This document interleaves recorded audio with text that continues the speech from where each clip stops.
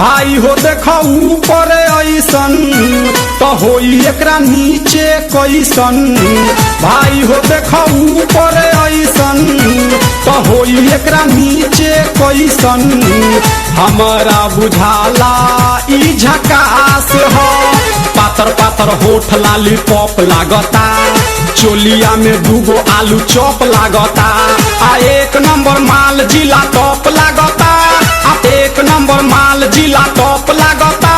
आ पतली कमरिया लापालॉप लागता। भाई हो देखो ऊपर ऐसन तो होई एकरा नीचे कैसन। हमारा बुझाला ई झकास है।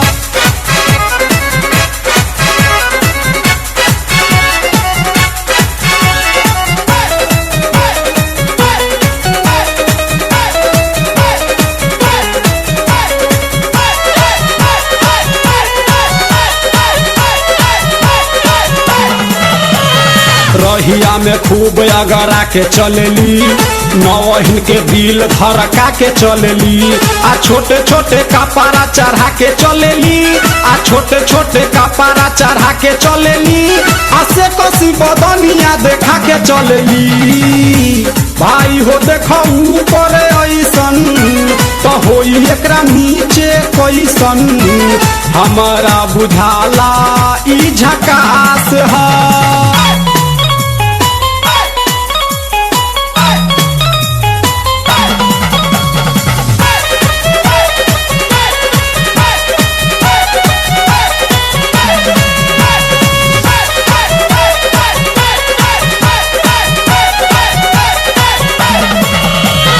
सोलह साल के एज में बेजोर लागेली, देखो देखो चांद ई चकोर लागेली। आ चढ़ल बा जवानी पोरे पोर लागेली, आ चढ़ल बा जवानी पोरे पोर लागेली। आ दिलवा चोरावे वाली चोर लागेली। भाई हो देखो ऊपर ऐसन तो होई एकरा नीचे कैसन। हमारा बुझाला ई झकास है।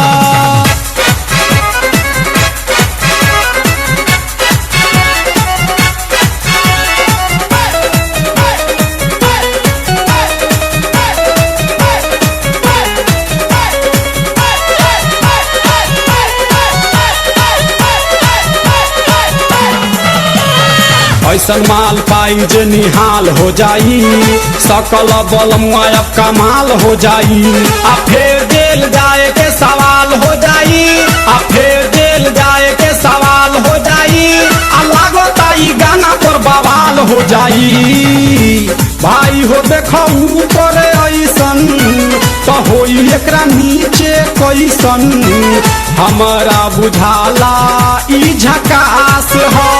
पातर पातर होठ लाली पॉप लागता, चोलिया में दूगो आलू चॉप लागता। आ एक नंबर माल जिला टॉप लागता, आ एक नंबर माल जिला टॉप लागता। आ पतली कमरिया लापालॉप लागता। भाई हो देखो ऊपर ऐसन तो होई एकरा नीचे कैसन। हमारा बुझाला ई झकास